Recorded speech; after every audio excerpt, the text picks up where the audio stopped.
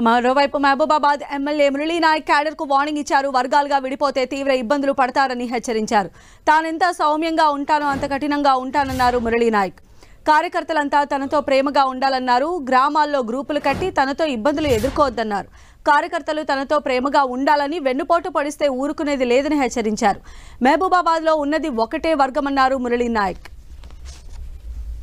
తప్పుగా అర్థం చేసుకోకండి. ఎంత సౌమ్యంగా ఉంటానో అంత కఠినంగా వ్యవహరిస్తా. నాకంటూ ఎవరిని అడ్డొస్తే మాత్రం వాళ్ళకి తగిన శాస్తి చేసే విధంగా నేను మాత్రం చాలా చర్యలు తీసుకోండి చెప్పి మరో రకంగా నేను అందరికీ వినిపిస్తున్నా. మనం కలుద్దాం, మంచికి మంచి, చెడుకు చెడు. మనం కలిసి పనిచేద్దాం.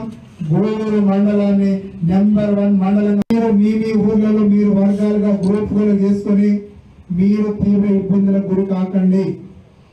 ఒకటే ఒక స్పష్టమైన ఆదేశం, గ్రూపులుగా మీరు విభజించి మీరు గనక అసలైన వర్గానికి దూరం అయితే మీరు